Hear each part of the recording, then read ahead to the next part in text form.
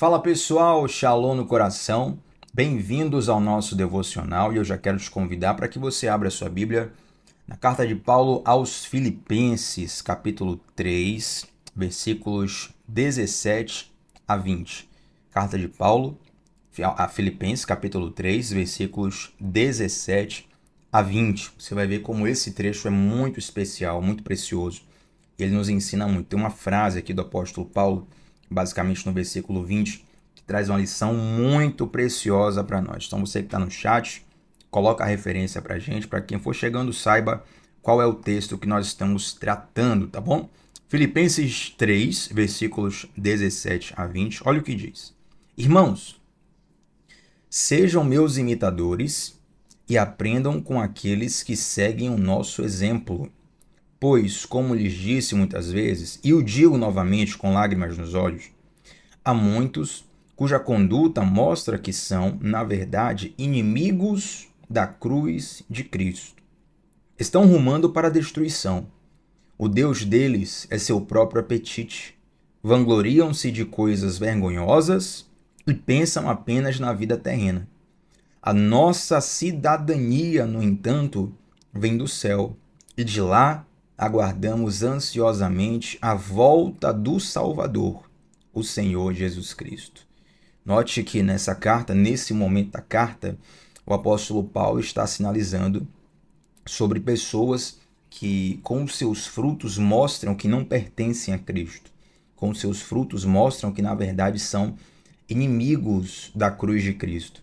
É interessante o contexto das cartas paulinas, gente, porque a grande maioria dos textos de Paulo são textos reativos, textos escritos para resolver algum tipo de problema ou alguma questão doutrinária que estava acontecendo na igreja daquela região.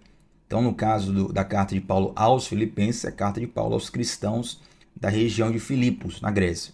E ali é interessante que alguns falsos mestres estavam ganhando proeminência e atrapalhando o bom andamento da igreja. Só que, apesar deles terem uma boa eloquência, uma boa argumentação, os frutos da vida deles eram completamente contrários ao evangelho. Então, tanto que o apóstolo Paulo escreve aqui no versículo 18, há muitos cuja conduta mostra que são, na verdade, inimigos da cruz de Cristo. E ele começa a dizer como essas pessoas estão rumando à destruição.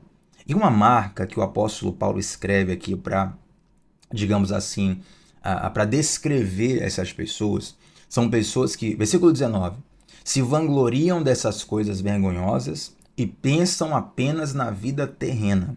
Olha que ensinamento precioso, porque a Bíblia fala que Deus colocou no homem um anseio pela eternidade. É por isso que você vai ver talvez alguém que nem acredite em Deus, seja um ateu, mas na hora da morte surge aquela faísca de dúvida se realmente existe vida após a morte, o que é que vai acontecer depois daquele estágio, o que é que vem depois dali. Ou pessoas que, mesmo que não sejam ateus, até acreditam em Deus, mas por não terem o conhecimento da palavra de Deus, eles têm dúvidas, porque o ser humano ele já nasce com esse anseio, essa inclinação, essa curiosidade em saber sobre o que tem além daqui. Já teve um pensamento assim, mesmo quando criança, você pensar o que é que será que tem além disso tudo aqui? Tem um filme interessante já há um certo tempo, né, um pouco antigo, mas o nome do filme é Truman, o Show da Vida. E esse filme fala sobre um cara chamado Truman e um diretor ele coloca esse cara num cenário fantasioso. Então esse cenário fantasioso é todo organizado por um diretor de cinema para poder criar a vida desse cara, fazer esse cara viver numa vida como se o mundo fosse apenas aquela bolinha ali. E é interessante que eu penso que todo mundo já teve esse pensamento, né? Será que nós não estamos? Será que eu não estou num show do Truman? Num Truman, show da vida? Será que eu não estou aqui num grande Big Brother desconhecido? Se você nunca teve esse pensamento, pelo menos algo parecido com isso você já deve ter tido. É super natural o ser humano pensar assim. Por quê? Porque existe no homem um anseio pela eternidade. Está lá escrito em Eclesiastes, um texto escrito por Salomão. E é interessante, gente, que uma das marcas do pecado é nos fazer pensar demais apenas nessa vida. O pecado ele desequilibra o homem. E esse desequilíbrio faz o homem pensar muito nas coisas dessa vida e pensar pouco nas coisas vindouras ou nas coisas espirituais. Então, por exemplo, o que é a carnalidade? Como nós falamos no sentido bíblico, no sentido teológico da palavra. A carnalidade é você dar vazão demais à carne. Aí você pergunta, mas Thiago, eu não sou carne, eu não sou osso, eu não deveria dar vazão à carne? Não, a sua carne ela precisa ser controlada e equilibrada, porque embora você seja carne, você não tem apenas a carne. Você tem alma, você tem espírito. É por isso que, embora nós tenhamos instintos diversos, nós precisamos controlar os nossos instintos e deixá-los aflorar apenas numa situação em que ele precise aflorar, em que ele seja devido, num ambiente devido, na situação devida. Entende? Então, uma das marcas de alguém que está distante de Cristo é uma pessoa que está pensando apenas nessa vida. Aí eu te pergunto, o quanto do teu pensamento tem sido apenas uma preocupação com as coisas dessa vida? O quanto da tua aflição tem sido apenas uma preocupação com as coisas dessa vida? E é claro que se você tem uma conta para pagar, se você tem um desafio para vencer, se você tem uma meta para bater, é natural que você dedique o teu pensamento, as tuas emoções, um pouco mais àquilo. Mas o que eu quero dizer é que tudo o que você faz precisa ter um propósito maior, entende? Tudo que você faz precisa ter um propósito, precisa estar servindo a um propósito maior, a um propósito eterno. Então você fala assim, Thiago, olha o meu trabalho, eu não gosto do meu trabalho. Mas mesmo sem gostar do seu trabalho, você muitas vezes pode ali conseguir, através do seu trabalho, um valor para conseguir se manter e manter sua família. E isso é uma bênção muito maior do que tão somente gostar do que faz. Ninguém, gente, vai fazer só o que gosta. Nem as pessoas que trabalham com arte, que trabalham com esporte.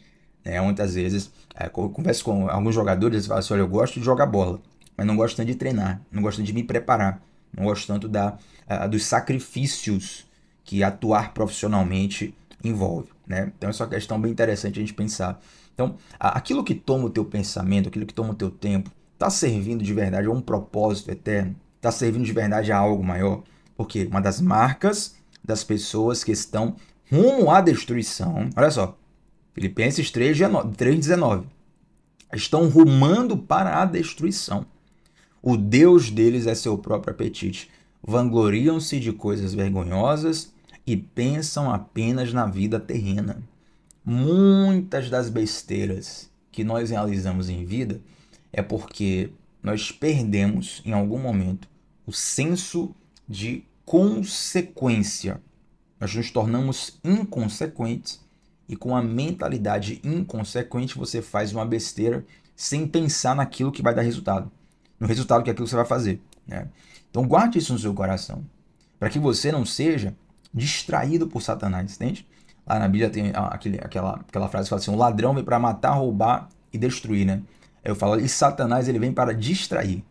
E muitas vezes a distração é uma forma sutil com a qual o inferno rouba do nosso coração o propósito. E não existe lugar vazio no nosso espírito, gente.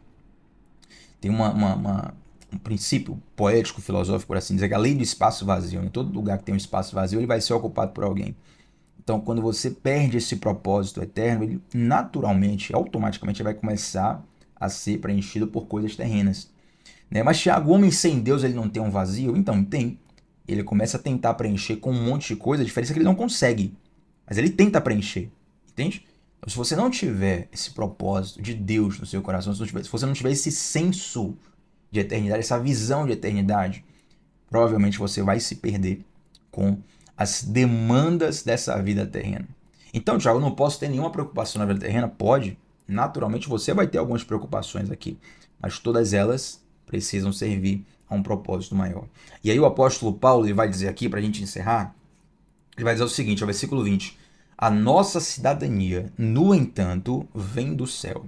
Gente, muitos de nós estamos acostumados a olhar o céu como o nosso destino, mas o céu também é a nossa origem. Muitos de nós, muitos, estamos acostumados a enxergar o céu como o nosso destino apenas. Mas o céu ele também é a nossa origem, anota isso. Por que que você tem que entender que o céu também é a sua origem? Porque origem fala de identidade. Origem fala de propósito. Como é que você descobre o teu propósito, o teu chamado, como você pode servir nesse mundo? Sabendo de onde você veio, sabendo por que que Deus escolheu você nascer nesse tempo, nesse lugar, nesse contexto. Tudo isso vai guardar pistas do seu propósito. Tudo isso vai guardar pistas do teu chamado, da tua missão, das coisas que você tem que realizar.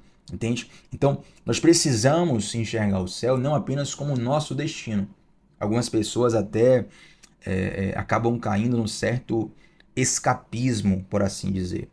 E o que é escapismo? É você assim, olha, vamos sofrer nessa vida, vamos passar o perrengue aqui, porque quando a gente for para o céu, tudo vai ser compensado. E é claro que o céu e a glória divina, quando Jesus retornar, nós teremos um corpo glorificado, será uma outra realidade, vai ser uma coisa muito linda, muito sublime. A gente talvez não consiga nem imaginar com a nossa base mental de hoje o que é que vai ser. Mas a ideia não é você escapar desse mundo. A ideia é você viver nesse mundo com a plenitude de que você está servindo a um propósito maior. Entende? Então, mesmo que o mundo seja frio, cruel, que tenha tragédias, que tenha tantas coisas ruins, mesmo vivendo nesse mundo, se você tiver Deus no seu coração, você consegue desfrutar da presença de Deus aqui. Você consegue desfrutar do propósito de Deus aqui. Você consegue desfrutar das coisas, das missões que Deus te deu aqui. Entende? Então, nós precisamos, para entender qual é o nosso propósito, para entender qual é o nosso lugar, o que nós temos que fazer nesse mundo, nossa missão, nós precisamos entender isso aqui, ó. Filipenses 3, versículo 20. A nossa cidadania, no entanto, vem do céu.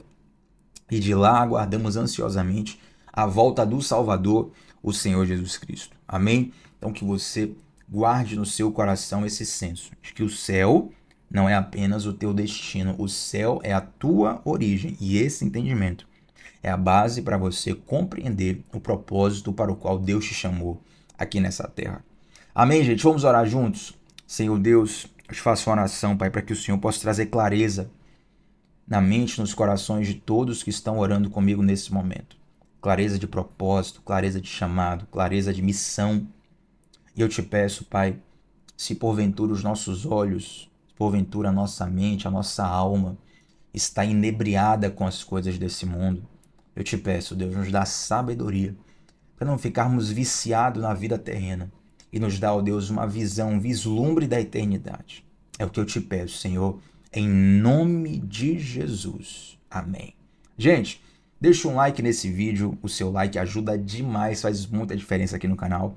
Estamos rumo aos 1000 inscritos, então se você não se inscreveu ainda, se inscreve aí e comenta aqui embaixo como foi que Deus falou ao seu coração. Tiago, foi essa frase, foi esse entendimento, foi essa palavra. É sempre muito bom ver o teu comentário, ler e ser edificado por ele também. Tá bom, gente? Shalom no coração. A gente se vê por aí. Até a próxima. Tchau, tchau.